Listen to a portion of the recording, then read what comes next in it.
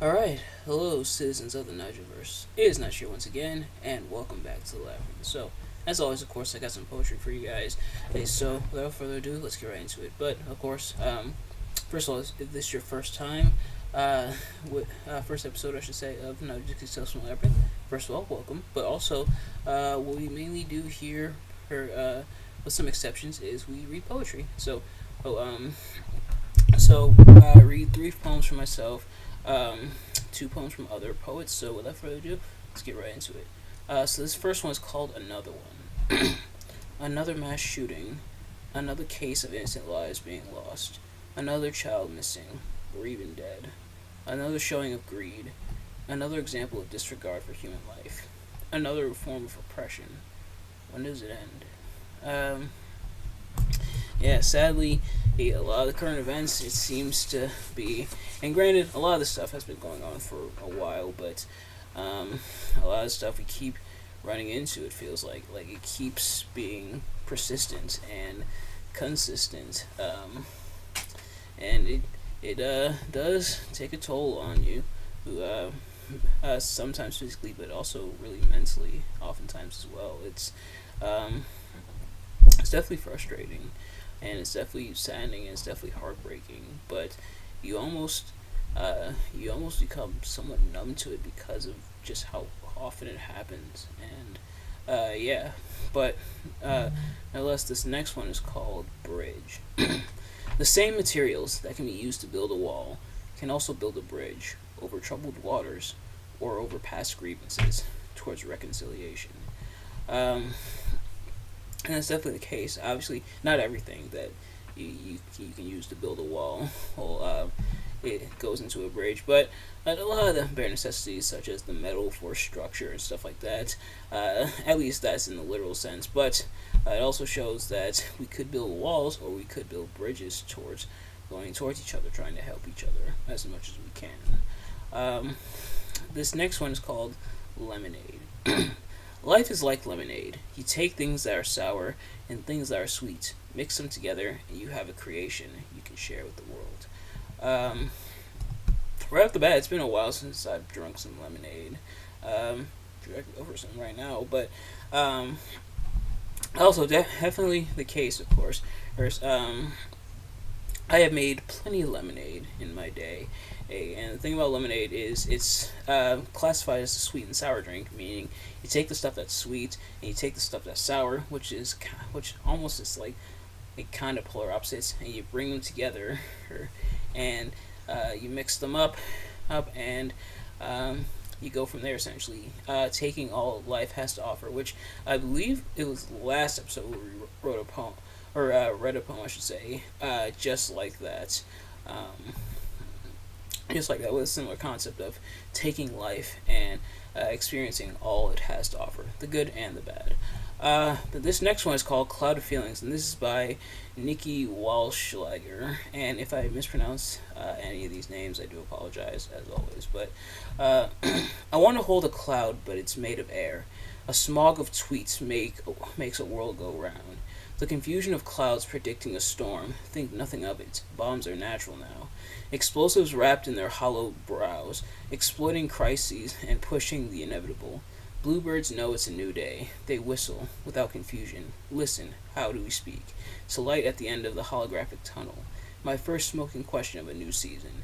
To begrudge feelings we once had, released. The future reading books and understanding, tweeting, unbreathable air, and the confusion of so much suffering and sovereign comfort. Exploring the rights of violence, an old feeling, publicized and burning.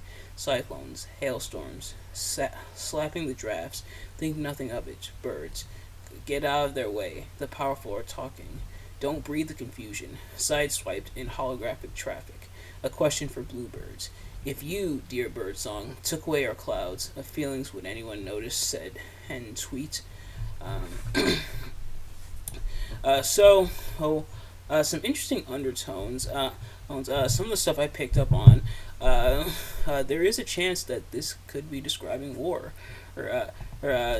noted by things like bombs and explosions and drafts, and the powerful are talking. So it could be talking about war, and a lot of that stuff going on, and pretty much essentially the horrors of it, and how it's seemingly all around us, to the point where we have these dark clouds hanging above, where things feel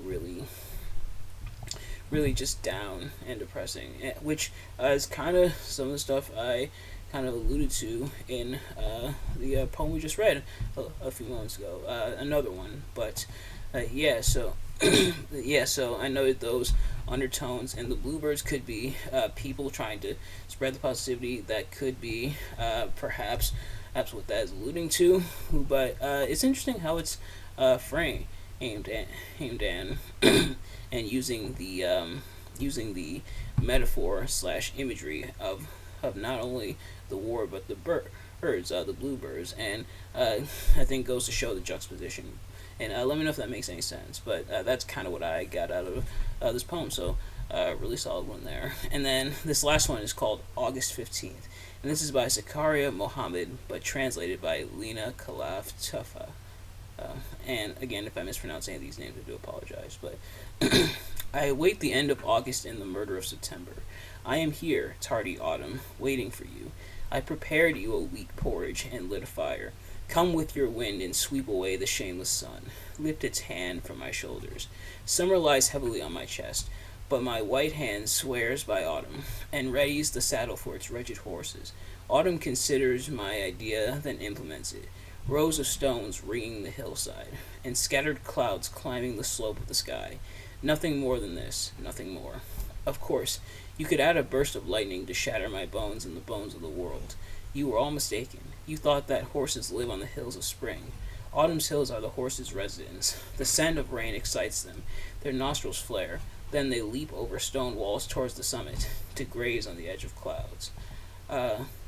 So we see more imagery and more metaphor, this time showing autumn. So Zakaria here, he's waiting for autumn, and and in that process, preparing autumn to come through, and he categorizes autumn. He characterizes or personifies them as horses is coming through, who to be fed, as saying he's doesn't care about August, doesn't care about September, waiting for fall / autumn to show up as a lot of people do, and same with like Christmas and wintertime. Like I was literally at McDonald's earlier, and they were playing Christmas music. Man, they're not even waiting for Halloween anymore to end. But yeah, so showing that Zakaria is ready for autumn's. Pretty much saying summer, get that out of here. Summer's over. Come in fall, and again characterizing them as the horses and preparing food for the horses to come in. So essentially being welcoming in the autumn, like come in autumn, come in. I have food and everything for you. I prepared for you. So that's kind of what I got out of it. But nevertheless, that's going to do it for this episode. Thank you all so much for watching. I hope you enjoyed. If you did, please do me a favor: like, comment, subscribe, share with your friends, turn on post notifications so you know every time I upload a video, so you can see as soon as it drops. Let me know in the comments below your thoughts on these poems, my analysis. Do you agree, disagree, and what's your take on the poems? And do you like or dislike the poems? And if you have any poems that you want me to read, anywhere you can get a hold of me, either on social media, if you want to message me there, or in the comments. I'd be happy to check it out and feature it on Tales from the Labyrinth. So anyway you can get a hold of me. We do have an Instagram, a Twitter, and a Facebook.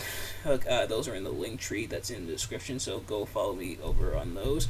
But yeah, thank you all so much for watching. I will see you guys later. Peace.